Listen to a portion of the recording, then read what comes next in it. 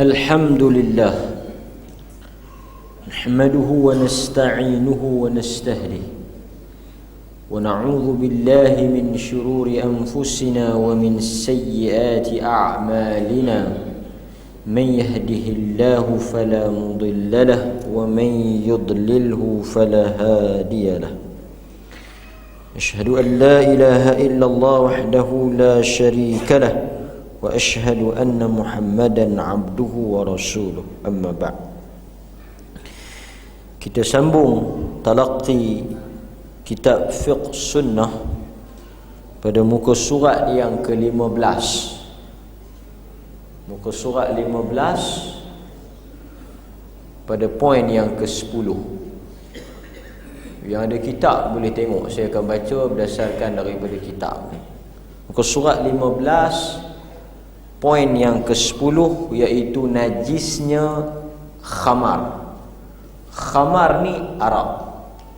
Maknanya Syekh Sabit rahimahullahu ta'ala dia memasukkan daripada jenis-jenis najis Arab. Arab tu sebagai najis. So kita baca. Okey. Menurut sebahagian besar ulama, tuan-tuan garis di situ, menurut sebahagian besar ulama menunjukkan di situ jumhur ulama. Jumhur ulama.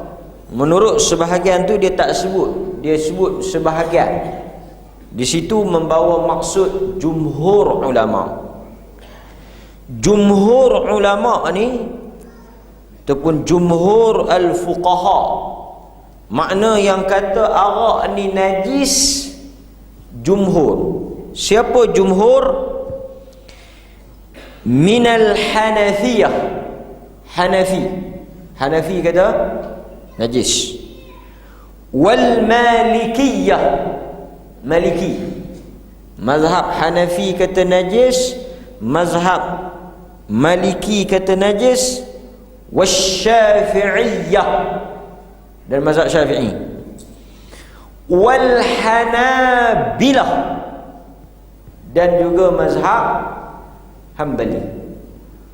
So jumhur ulama di situ merujuk kepada, dia kata menurut sebahagian besar ulama.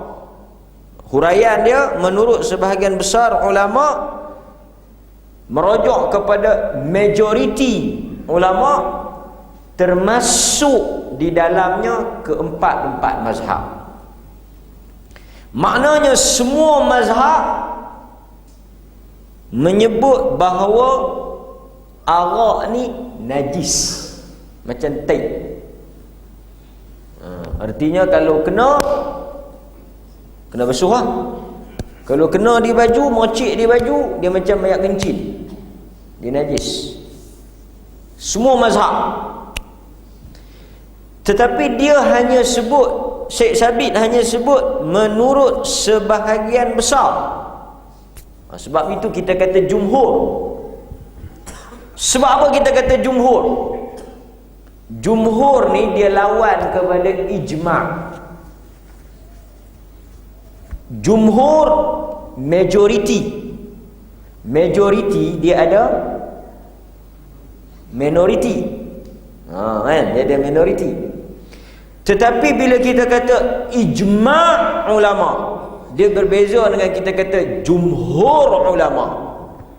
Bila saya kata atau tuan-tuan dengar setengah orang mengajak, dia kata pendapat ini dipegang oleh jumhur ulama, artinya sebahagian besar majoriti ulama, menunjukkan bahawa ada sebahagian kecil yang tak sependapat. Jumhur dia tak ada masalah dan tak wajib ikut jumhur. Tu mengaji kena bab-bab tu kena faham. Kok-kok saat ni tuan-tuan sembang, oi, macam mana hang kata arak tak najis? Hang tahu jumhur ulama. Tu gaya dia. Jumhur ulama. Semua. Bukan semua. Hang terjemah tu jahat, khianat, hang kecoh. Sebahagian besar.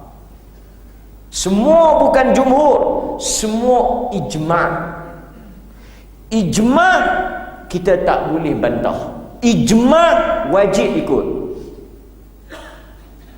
Sebab itu ulama bincang, ada ke pandangan yang ijma'? Ada satu orang ulama nama Ibnul Munzir. Al-Imam Ibnul Munzir. Dia tulis kitab Al-Ijma'. Dia himpunkan pendapat-pendapat yang dia kata ijma' ulama. Maknanya ulama sepakat. Tetapi banyak daripada benda yang dia kata ulama ijma' sebenarnya dah pun. Sebab kalau ada 1-2 orang bantah atau 3-4 orang bantah, dia tak boleh jadi ijma', dia akan jadi jumhur. Ni tuan-tuan mengaji ni dia panggil terminologi, ya. Apa? Terma perkataan-perkataan ni tuan-tuan kena biasalah. Orang mengaji dia bila orang sebut, oh dia tahu jumhur. Dia bukan kuih, dia perkataan dalam agama, kan? Okey, so jumhur kita tak wajib ikut. Cuma kebarangkalian untuk kuat, untuk betul. Tuan-tuan kena faham lah, jumhur tak wajib ikut. Dan tak semestinya pandangan jumhur itu pandangan yang kuat. Tak semestinya. Tak semestinya. Pandangan yang kita katakan ini adalah pandangan jumhur, oleh kerana dia adalah pandangan jumhur ulama, maka dia adalah pandangan yang rajih, terrajih. Rajih ni kalau tuan-tuan dengar kan, pergi mengaji dengan mufti ke dengan siapa ke, bila disebut rajih, artinya pandangan yang paling kuat dalam bab tu. Adakah pandangan jumhur oleh kerana ramai orang pegang pandangan tu, adakah dia secara automatik akan jadi pandangan yang paling kuat? Tak juga. Sebab kuat ataupun tidak sesuatu pendapat tidak diukur kepada bilangan ramai atau sikit. Ini prinsip ni. Ramai atau sikit tidak menentukan kepada kekuatan pendapat. Pendapat itu kuat. Ni dia panggil mengaji ni. Pendapat itu kuat berdasarkan hujah dan dalil. Walaupun mungkin dalam bab tu ada 2 orang saja yang pegang pandangan tu. Dia kata pandangan ni ada 2 orang yang pegang, kawan ni dengan kawan tu. Tetapi hujah 2 orang ni kuat dari sudut dalil, maka mereka mengatasi jumhur ulama. Okey. Ni saya nak cerita kat tuan-tuan ni. So, selain daripada 4 mazhab, juga yang kata najisnya arak ini adalah mazhab Az-Zahiri. Mazhab Az-Zahiri. Ni semua ni tak penting lah, ini sebagai maklumat. Juga dipilih oleh Syekhul Islam Ibn Taymiyah. Juga dipilih oleh ulama-ulama mutaakhir seperti Muhammad Al-Amin Asy-Syanqiti rahimahullahu ta'ala, dalam kitabnya Adwa'ul Bayan tafsir, Adwa'ul Bayan fi Idahil Quran, satu kitab tafsir. Dia pilih pandangan kata arak ni najis. So pandangan ini, kalau orang yang pegang pendapat ini, kalau kena arak, dia kena basuh lah. Kalau arak tu kena di baju, kena di tangan, kena di tempat dia nak salat dan sebagainya, najis. Najis. Najis. Sekali kita baca dalil. Kita baca dalil. Okey. Manakala kita sambung balik. Menurut sebahagian besar ulama, tuan-tuan faham jumhur 4 mazhab menyatakan khamar adalah najis. Khamar ni apa dia? Arak. Arak ni apa dia? Apa dia tu arak? Nabi SAW, dan sikit saya tersebut mazhab Syafi'i. Bila kita kata khamar, arak adalah najis, mazhab Syafi'i dia luaskan takrif tu. Dia kata apa? Semua cecair yang memabukkan najis. Mazhab Syafi'i. Di sisi mazhab Syafi'i, kalau ayak tu memabukkan, dia adalah najis. Sebab apa mazhab Syafi'i kata macam tu?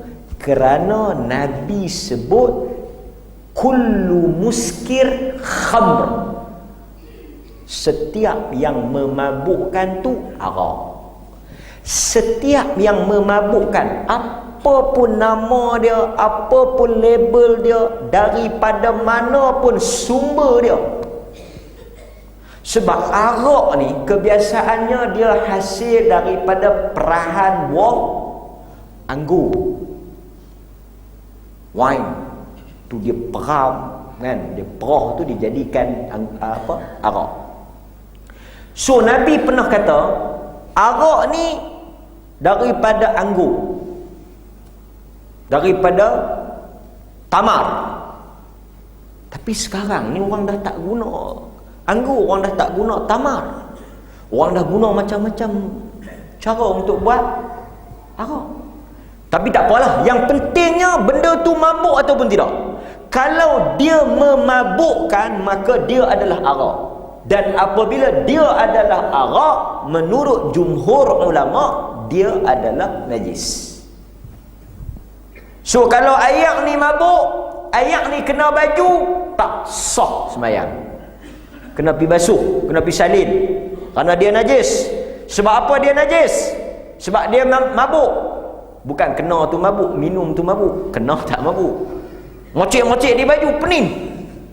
Aku pening ni. Awak minum berapa gelas? Aku tak minum. Dia pocik kena baju. Dah. Faham tak? Okey. So, mazhab Syafi'i kata setiap cecair yang memabukkan. Dia punya argument dia betul lah. Sebab Nabi kata kullu muskir khamr. Sebab itu kita kata setiap benda yang memabukkan dia adalah arak. Dia adalah arak. Okay. Dalilnya Allah Subhanahu wa taala berfirman. Ini dalil jumhur. Innamal khamru wal maisir ansabu wal adlam rijsun min amali syaitan fajtanibuh. Sesungguhnya arak khamr,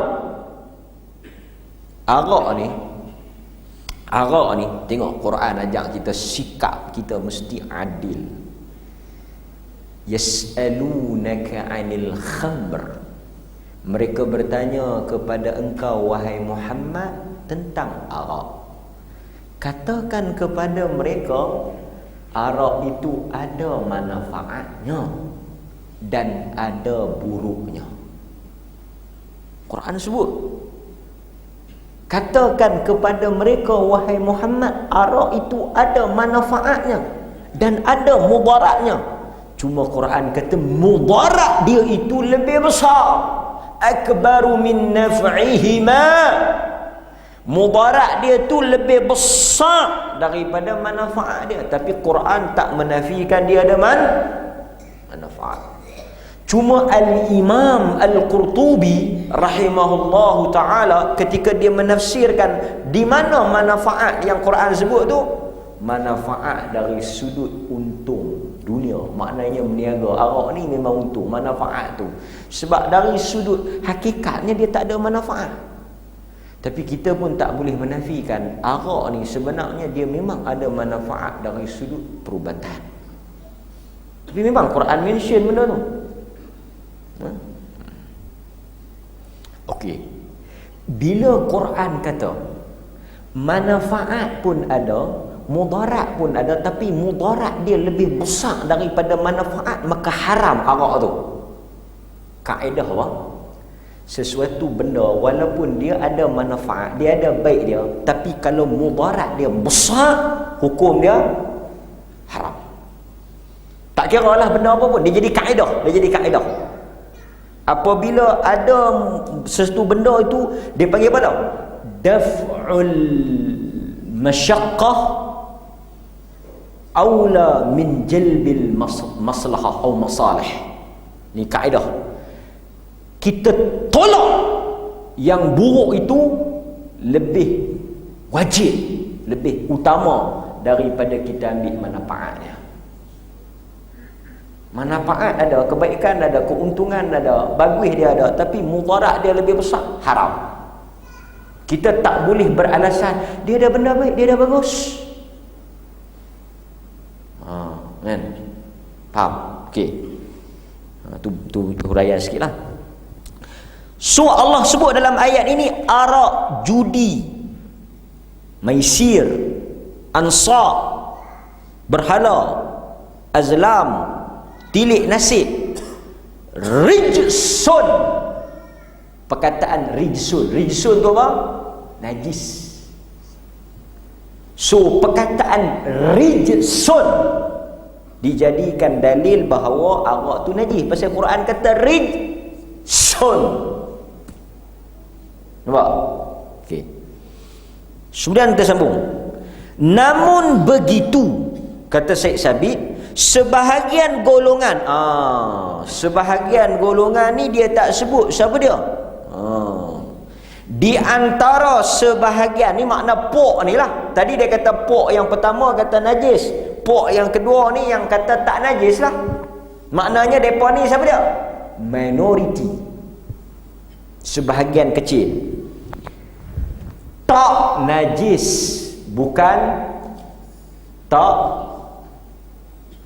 Faham tak ni? Ni masalah kalau mengaji sangat ni. Kalau sembang, cerita, dia tak apa. Kalau kita mengaji sangat ni, dia kena, tuan-tuan kena fokus sikit. Kalau tidak, tak dapat. Memang tak syok. Nak syok tak boleh nak mengaji kan. Tak najis, dia beza dengan tak haram. Sekali kot dia keluar pi, dia singgah di Haitian, dia order 2 botol, dia pegang pandangan minoriti tak habaq pun kata tak haram. Ni duk bincang najis tak najis.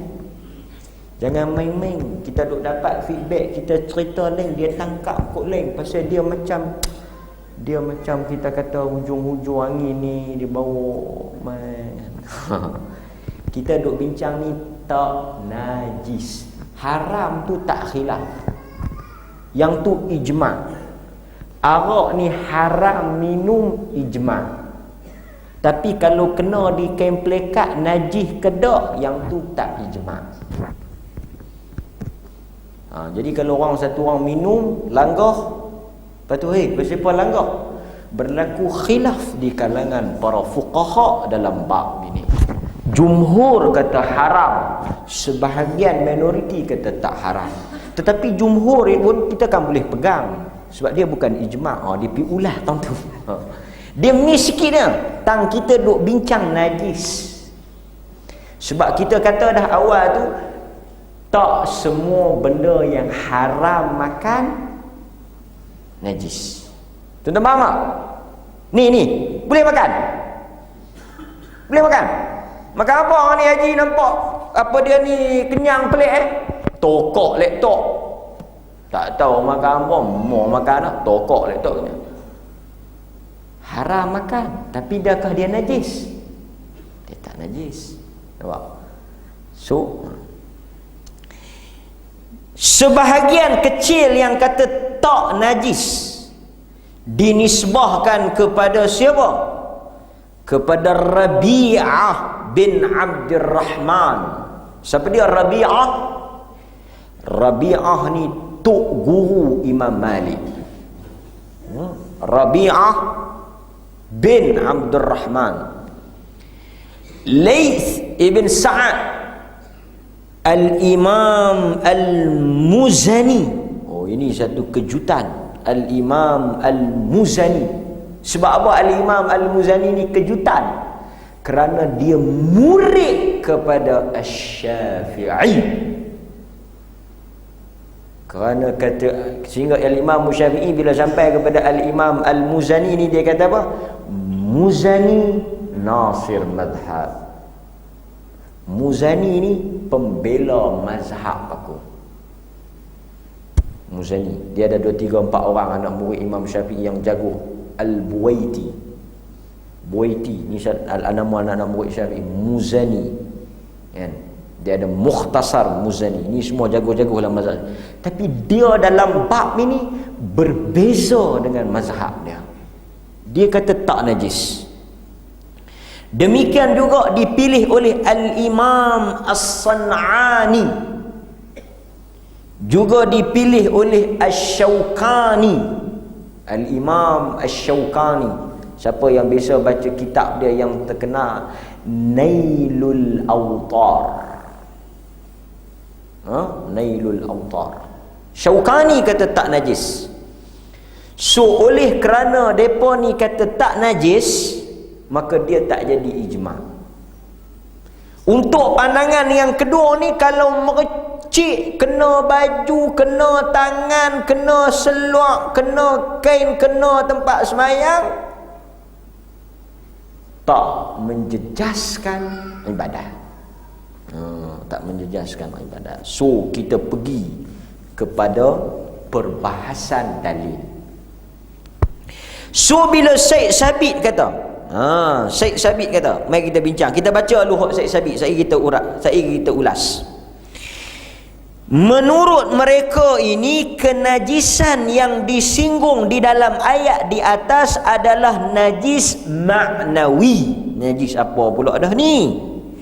Apalagi hal-hal yang disandingkan dengannya bukanlah sesuatu yang boleh dikatakan najis secara lahiriah.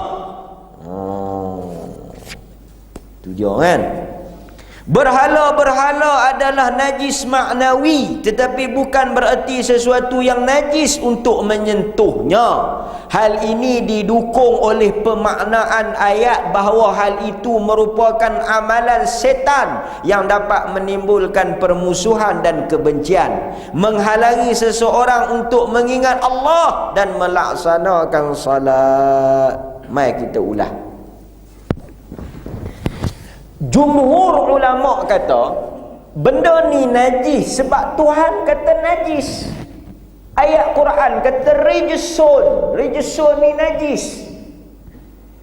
Minoriti As-San'ani, Asy-Syaukani, Rabi'ah bin Abdurrahman, Daud Al-Zahiri dan yang seangkatan dengannya, dia kata apa?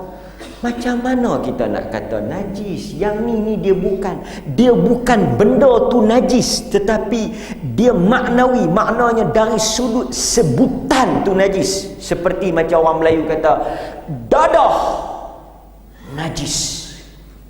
Maknanya dia dari sudut makna dia, dari sudut bahasa najis, tapi dia tu zat dia, ain dia tu, benda tu bukan najis.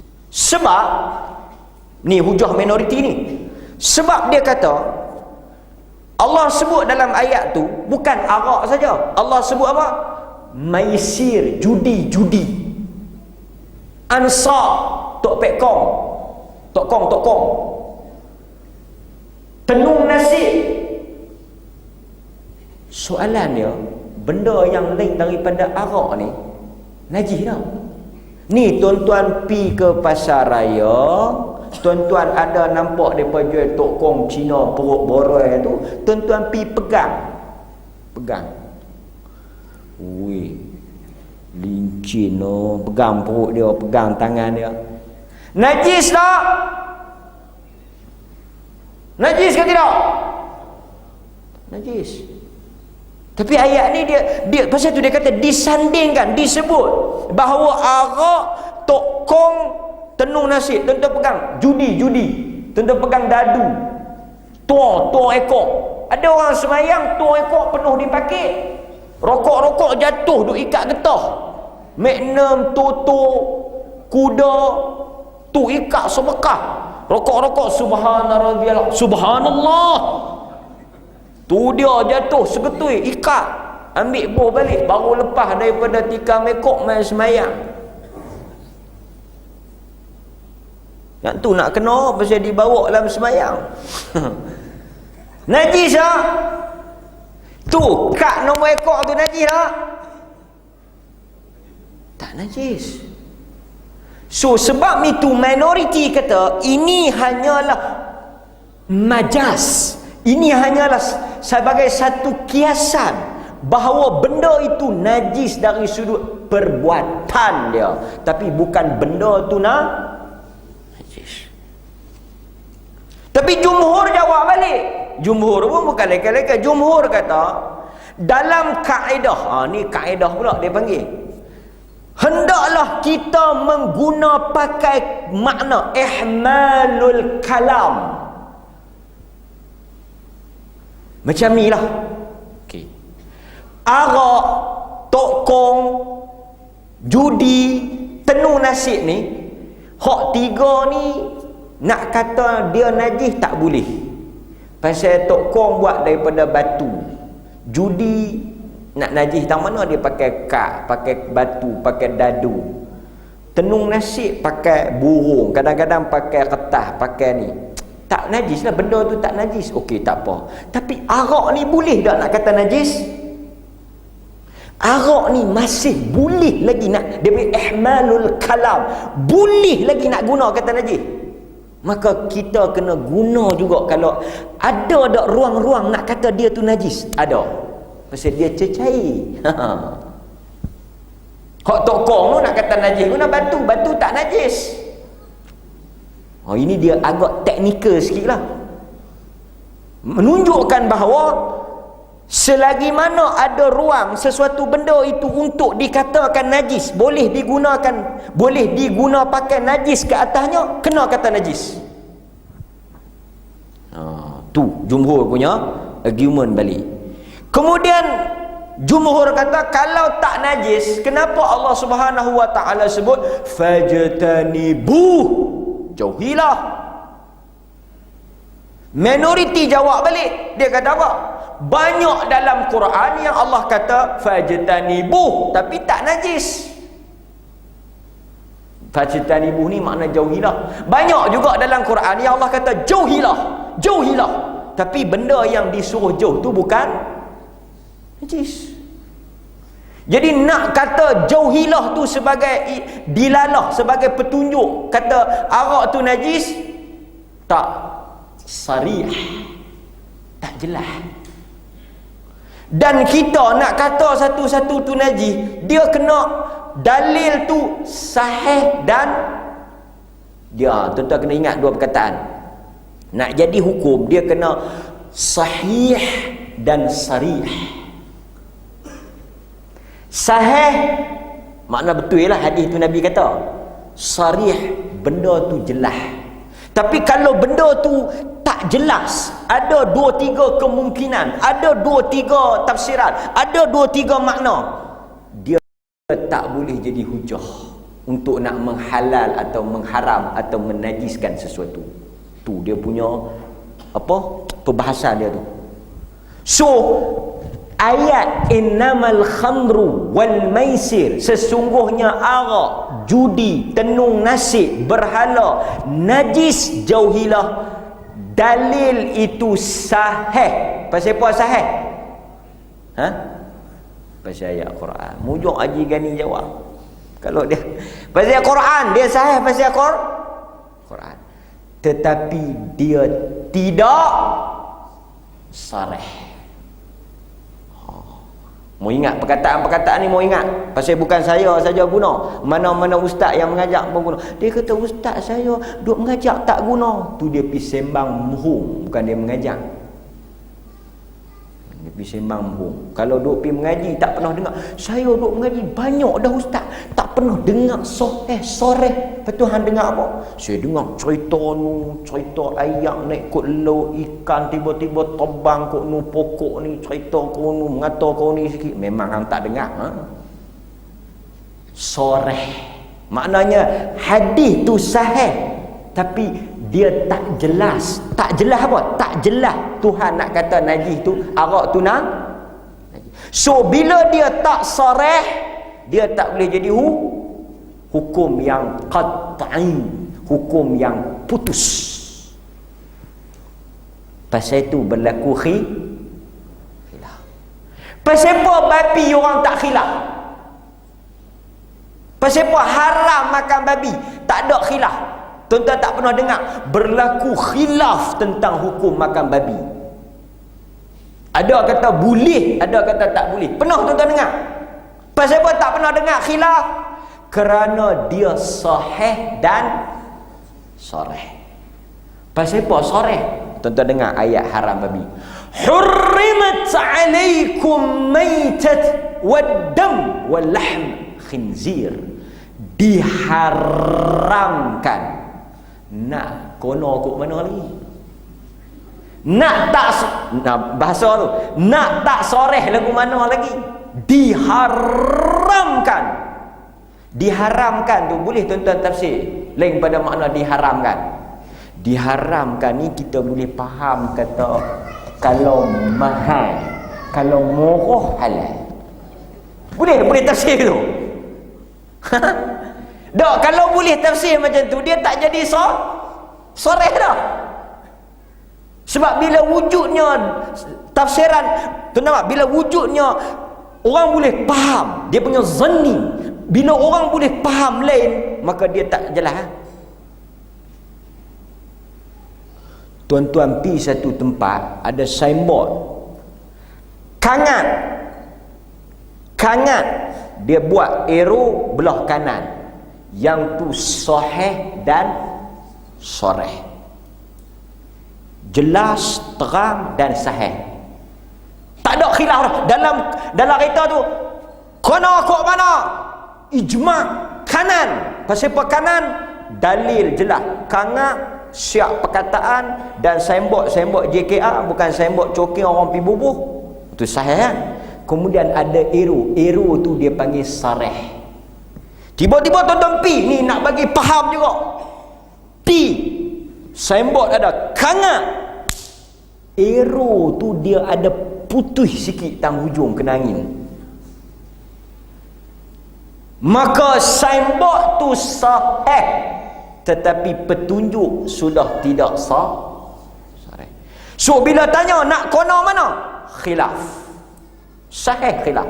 Sebahagian kata kanan. Pasal apa? Pasal hang nampak kangat tu dia berat mai belah tulis tu, dia berat belah kanan sikit. Yang nu pula kata, aku ingat kono kok ni pasal kalau kanan dia pi lepas ni ke laut. So dia pasal apa ada yang kata kanan kata kiri? Kerana petunjuk itu sudah tidak je boleh difahami melalui 3-4 wajah, 3-4 cara. Maka inilah yang berlaku dalam situasi kenajisan khamar. Kerana petunjuk itu memang Tuhan kata najis, tetapi benda lain yang dalam the same group, dalam kumpulan yang disebut dalam ayat yang sama tak najis. So ini petunjuk bahawa arak pun geng tu, geng tak najis. Nak buat contoh sekali tuan-tuan kata saya main politik, saya tak buat contoh. Okey. So depa dalil pula manakala minoriti bincang buat apalah panjang-panjang ni, kami dah ni bukan duk main arak-arak ni, kita kena bincang tuan-tuan. Ada anak-anak kita kerja 7E, depa duk susun tu tin arak dalam, kalau kata terpercik kena depa nak pergi sembahyang, kita kena bincang lah. Yang kerja haitian duk hidang arak, kerja hotel-hotel, depa kadang-kadang bartender ni banyak Melayu, depa sembahyang. Depa ni yang duk jadi tukang bancuh arak. Tapi tuan-tuan pergi ingat kelak-kelak malam, saya tak pergi lah, saya suruh tuan-tuan pergi. Tahu dia arak dia bancuh. Depa yang duk bancuh kan tu, depa duk bancuh, depa bartender tu. Depa ni kadang-kadang semayang. So depa ni tanya kami, kadang-kadang duk bancuh tu, percik baju apa semua, kami nak pergi semayang macam mana? Bagus tuan-tuan, iman duk ada oi. Kita kena rakyatnya. Ada satu orang minum arak, leleh arak ni. Kan zaman Nabi dalam Bukhari, Nabi pukul dia. Ada orang kata bodoh apa, maki berkandang. Nabi kata diam, apa duk maki apa? Ni dia minum arak ni, arak dia janggut ni.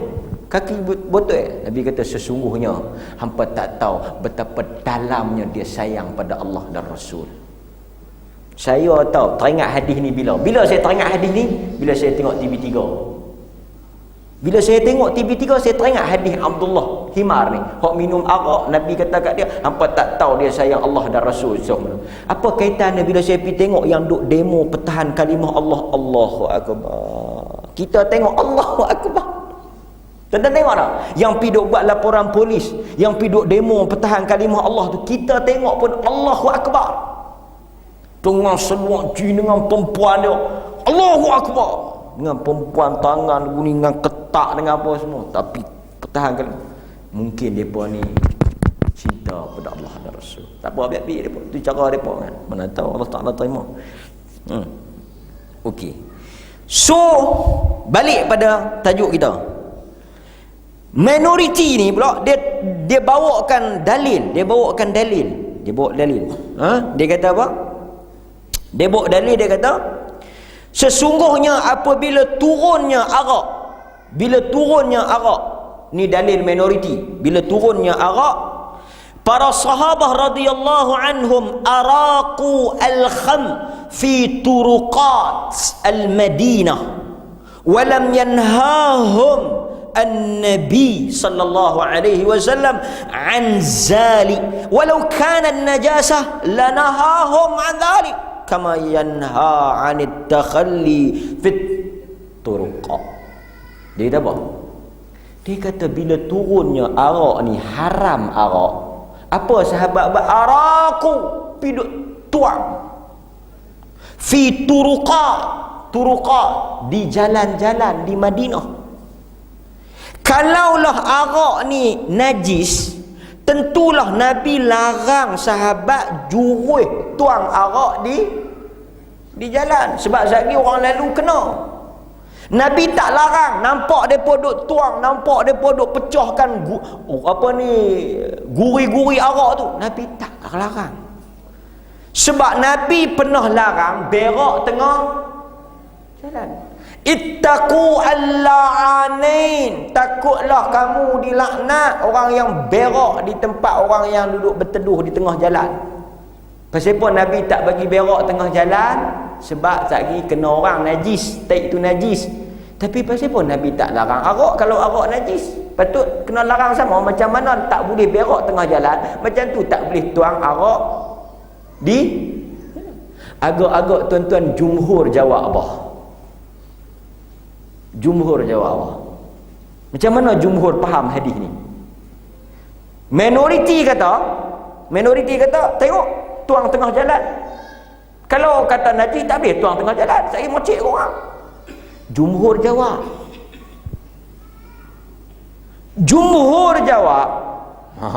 dia jadi perbahasan ilmu ni seronok kita dengar. Jalan yang mereka tuang tu, yang Nabi tak larang, sabit bukan tak najis, tapi jalan orang tak guna. So nak larang buat apa? Larang ni kalau menimbulkan masalah. Tapi kalau pituang jalan yang orang tak guna, tak kacau ke orang, tak jadi masalah, tak timbul problem, tuang pi. Jumhur jawab kau tu. Ya salam. Pasal itu bila kita mengaji fiqh, dia luas. Suatu benda yang kita bila faham macam mana satu pandangan ni boleh keluar, apa hujah dia, pasal pun ada orang tak setuju. Dan adakah orang yang keluar pandangan tu tak tahu hak yang tak setuju tu kata apa? Kalau dia tahu, dia tak jawab. Dia jawab. Inilah yang dia panggil perbahasan di kalangan para ulama. Pasal tu timbulnya mazhab kan? Macam isu bismillah pelan, bismillah deras. Orang yang baca bismillah pelan, dia tahu hadis Bukhari yang Nabi baca bismillah deras. Dia tahu, bukan dia tak tahu, dia tahu. Hak yang baca derah ni pun dia tahu hadis hak baca pelan tu. Tapi pasal apa dia tak pegang hak pelan tu, dia pegang juga hak derah. Apa yang dia jawab hak pelan tu? Macam tu juga hak pelan tu, dia tahu hak derah tu. Macam mana dia jawab hak derah tu? Pasal apa dia tak pegang hak derah tu? Yang ini yang kita akan jumpa apabila kita menelusuri jalan ilmu. Jalan ilmu ni kuliah-kuliah talaki macam ni lah kan? Macam tetapi mengaji hadis 40 bahas pasal hadis ni apa pengajaran dia kan. Pasal itu kalau kita beza dia ceramah ni mungkin tajuk umum, forum tajuk umum, kita tak dapat banyak ilmu sangat tapi masih ada ilmu. Tapi talaki dia memerlukan sedikit kesusahan. Manakala hujah yang minoriti kata, akhir sekali dia kata apa? Annal asl fil asya' at-tahara hatta yaqum ad-dalil an-najasah ولم يروا في الأدلة التي ساقها القائلون بالنجاسة ما يوجب الانتقال عن هذا الأصل لأنها أدلة غير صريحة في المراد. Dia kata apabila berlakunya perbezaan pendapat seperti ini, maka kembalilah kita kepada hukum asal, iaitu setiap benda itu pada asalnya suci. Semua dalil-dalil yang dikemukakan, ni dia buat buah tanggung lipat penamat. Maka semua dalil-dalil yang dikemukakan oleh pihak jumhur yang mengatakan najis, kesemuanya tidak jelas menunjukkan dia najis. Maka yang jelas apa? Yang jelas hukum apa dia hukum asal? Suci. Sadaqallahul azim. Tamatlah Pak. So macam mana tuan-tuan? Bincang kono ni. Lala kali tak ada stand. Apa stand tuan-tuan? Najis atau tidak? Nak kata najis ke tak? Tuan-tuan pun kena nilai. Di sinilah tuan-tuan dibenarkan ruang untuk tuan-tuan berijtihad. Tuan-tuan boleh ijtihad ala bab ni saya dah bentang lah. Sebab apa saya benarkan tuan-tuan ijtihad? Kalau pegang najis pun tak apa, hak pegang tak najis pun tak apa. Dua-dua ada hujah, dua-dua pandangan ulama, dua-dua dalam lingkungan ahli sunnah. Tak ada siapa yang sesat. Pasal itu saya buka, kalau hak bab-bab ni tak boleh buka. Bab-bab ni nak pegang pi hak mana pun tak ada masalah. Okey. Saya tak najis lah. Tuan-tuan terpulang. So timbul pula isu ni tengok habis buang apa dia ni Cik Sabi kata di dalam Subulus Salam ni syarah kepada Bulughul Maram. Siapa dia karang? San'ani. Bila kita tahu pengarang, kita tahu dia nak kata apa. San'ani kata najis ke tak? Wih, baru akak ni. Tak apa, saya kita baca anjing, kena baca aku. Kita membaca San'ani ni dia pengarang Subulus Salam. San'ani kata tak najis. Sekali kita tahu dia nak kata apa. Dia nak kata tak najis, mari kita baca. Habis baca kita azan. Di dalam Subulus Salam, hal yang benar bagi dia. Pasal itu bila baca kitab kita kenal penulis kitab. Hal-hal di atas merupakan hal yang suci. Arak lah. Hukum pengharaman atas hal itu tidak serta-merta bermakna najis. Dia kata kalau Tuhan haram pun bukan makna najis. Contoh Subulus Salam San'ani bagi seperti ganja haram, dada haram, tapi tidak najis. Dia nak buat kiah, dia nak kiah lah. Sebaliknya segala hal yang najis pastilah haram. Semua najis haram, tetapi tak semua yang haram itu adalah najis. Seperti dia bawa lagi, seperti pengharaman sutra emas. Sutra haram, emas haram, najis ke tak? Tak. Itu hujah dia. Kedua-duanya tetaplah suci. Jika seperti itu, maka pengharaman ke atas khamar dan kedai tidaklah bererti bahawa keduanya adalah najis. najis. Dia nak kata haram tetap haram tapi tak najis. Dia bawa contoh banyak sutra, emas, ganja, kaldai, semua tu haram. Haram pakai, haram makan, tapi tak najis. Wallahu taala a'lam. Kita bagi laluan kepada azan, sehari kita sambung berkaitan dengan najis yang terakhir iaitu anjing. Kita kena baca juga anjing. Kita bagi laluan pada azan.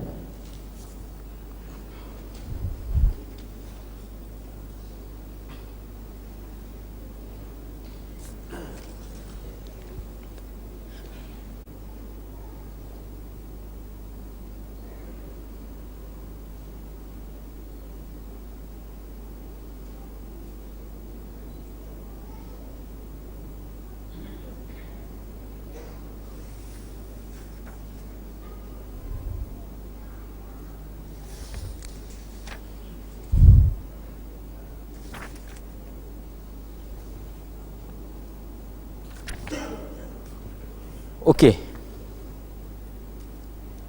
So kita perhabis sikit berkaitan dengan najis yang ke-11.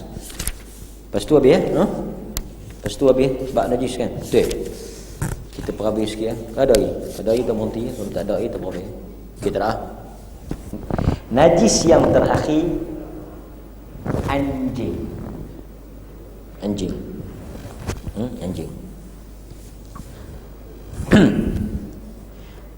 Setiap benda yang dijilat anjing harus dicuci sebanyak 7 kali. Tapi ada riwayat 8 kali. Ada riwayat 8 kali. Cuma ada yang kata 8 kali itu kerana dia bukan kepada bilangan tapi dia kepada jenis. Makna dia kira macam ni. 8 kali itu dia faham macam mana? Faham macam ni. 1 ayat, 2 ayat, 3 ayat, 4 ayat, 5 ayat, 6 ayat, 7 ayat. 8 tanah. Tanah bukan ayat. Dia kira 8. Tapi ayat pimai-pimai pun dia akan campur dengan tanah. So dia balik pada 7. Cuma basuhan yang ke-7 tu dia pecah ayat dengan tanah. Tapi bila kita combine dia tetap jadi satu basuhan. Yang kuatnya 7 lah. Yang masyhur dalam riwayat Muslim pun 7. Maknanya 6 ayat biasa, 1 ayat campur tanah. Okey, oleh kerana cara dia ni basuh dia ni susah, payah, maka dia jadi najis yang mughallazah. Najis yang payah, berat. Macam belah-belah kola polis ni lagi kacau. Anjing kelewat atau masuk dalam masjid pimai-pimai. Dan salah satunya dengan tanah. Dalilnya Abu Hurairah radhiyallahu anhu menceritakan bahawa Rasulullah sallallahu alaihi wasallam berkata boleh ke tulis berkata? Rasulullah sallallahu alaihi wasallam bersabda. Sama Arab semua qala. Cuma bahasa kita. Qala Allah berkata. Kita main Melayu Allah berfirman, tapi bahasa dia qala Allah, qala Rasulullah, qala Ali. Qala berkata, tapi bahasa Melayu ni dia ada sedikit bezalah kan. Sultan bertitah kan, Nabi bersabda, Allah berfirman, kita berkata biasa. Tapi kalau kita nak guna bertitah boleh? Kan takkan? Saya bertitah pada malam ini. Tak tahu. Okay. Saya ingat tak kena tangkap pasal Sultan Melaka. Tak kena pun. Kan? Dia bahasakan diri dia. Macam tuan-tuan guna bahasa istana kan. Beta. Tuan-tuan cuba bercakap. Beta rasa malam ni beta tak makan silma. Weh. Jangan memengak ya. Macam tuan-tuan duk guna kanda, dinda. Salah tu bahasa istana. Melainkan tuan-tuan ada darah diraja lah kan. Tuhuri ina'i ahadikum idza walagha fil kalb an yaghsilahu 7 marrat ulahunna bit-turab. Dan apabila kamu ataupun tempat minum, ina ni bekas minum, besen, cawan, apalah tempat minum kita tu, pawai ke, jak ke. Walagha jilat. Kalbu, anjing. Anjing, bukan kelab. Kalbu, anjing. Qalbu, qaf, hati kan. Kalb. An yaghsilahu 7 marrat. Hendaklah dia basuh 7. Okey, pendekkan cerita. Dia tak sebut sini kan? Tak sebut sini. Dia ringkas sangat di sini ni, Okey. Jumhur ulama,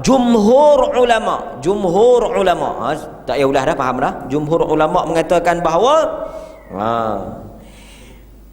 walaupun disebut jilatan, walaupun nas sebut jilatan, tetapi kesemua air kencing dia, najis, berat dia, bulu apa semua ni, yang mana yang basah daripada dia tu kena basuh 7 kali juga.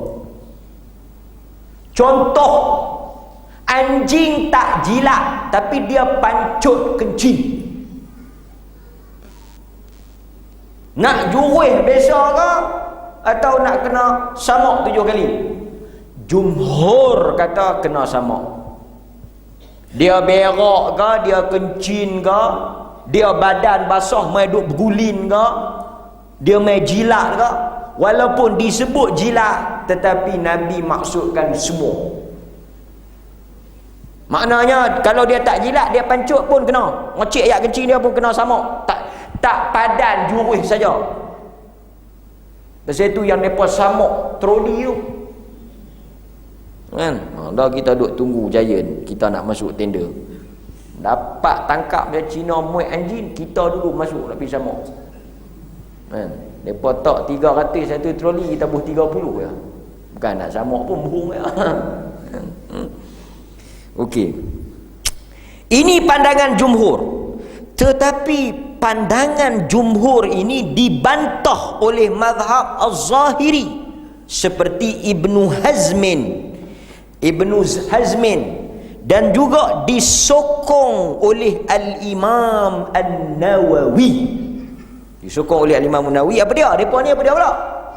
Depa kata ayat liok jilat, kencing, dia memang dia pancut, dia memang dia berak, tak gaduh sama, basuh macam basuh tek biasa. Basuh sehingga hilang bau, hilang warna, hilang rasa.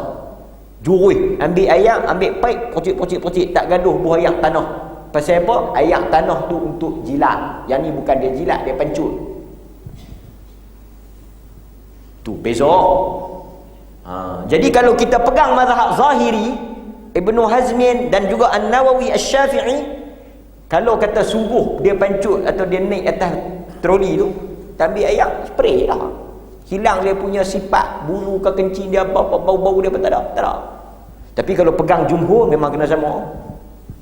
Kalau dia pergi jilat kencing ke apa ke, kan? Okey. Kerana Syaukani pun kata kencing berak najis dia basuh macam biasa, tak gaduh sama. Yang sama tu ayat liau. Kerana punca depa berselisih ni pada perkataan walagh jilat. Nabi sebut jilat, berhenti jilat, cukup. Yang lain kita tak boleh kiah. Patut Nabi kalau kami kena kata semua apa anjing basuh sama. Tak, Nabi kata idza walagh jilat, pegang jilat. Pasal itu dia panggil mazhab Zahiri, dia pegang jilat. Depa nu kata jilat sifat ghalib anjing. Sifat anjing. Macam Quran katakan. Quran sifatkan ulama yang jual agama ni yalhad, jelek. Ni apa? Ni yang jelek. Sebab anjing ni dia jilat, dia menjilat, kan? Okey. So, Nabi sebut sifat yang memang dia duk buat. Tapi boleh dipahami bila jilat ayat liuk pun dah kena sama, hak menatang lain tak kena. Ayat liuk kena sama, ayat kencing juruh macam tu ya. Tapi tu bukan dah Itu hanya kepahaman dia. Tak boleh jadi satu hujah.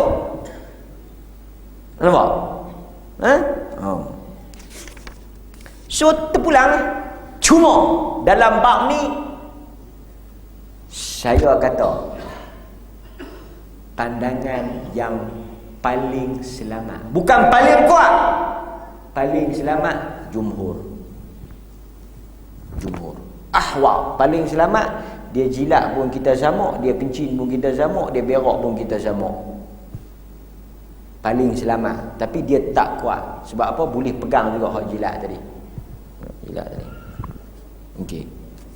Mai pula dah hak yang ketiga. Tak najis terus. Jilat tak najis, kencing tak najis. Tak najis apa? Tak najis mughalazah. Najis juga tapi tak gaduh sah. Makna kalau dia jilat pun tak gaduh. Tu yang hadis tu sunat. Pasal apa sunat? Di Madinah belunggu anjing. Kalau nak agama ni, dia kena ingat asas dia tak menyusahkan. Rumah Nabi, anjing pergi duduk bawah katil. Malaikat pi tak masuk. Tengok ada anjing tak luar baru masuk. Kalau betul wajib kena sama, tak boleh hidup. Sak sama. Mazhab Malik kata cuba faham ni, orang Madinah relax. Kalau betul najis, orang Madinah takkan ni tuan-tuan boleh hidup dikelilingi najis. Yang nak kena sama. So mazhab Malik. Pasal itu kalau tuan-tuan pi di Maghribi Morocco, orang Islam belanjin.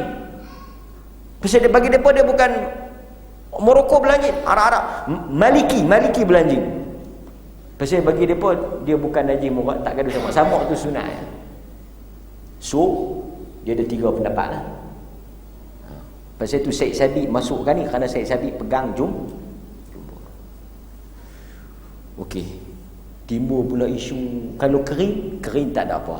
Dia kering, kita kering, tak ada apa. Tapi kalau dia basah, kita kering, kita basah, dia kering, yang tu najis. Yang pegang najis lah. Yang macam mazhab Malik tadi tak timbul, tak bincang dah bab ni. Kan? Okey. Wallahu taala a'lam.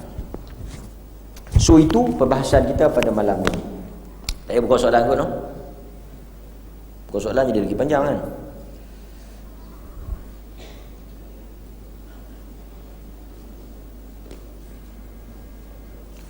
Okey, clear. Sallallahu ala nabiyyina Muhammad. Siapa nak tanya esok pergi Padang Pau. Kita berhenti awal. Kita buka soalan. Kan?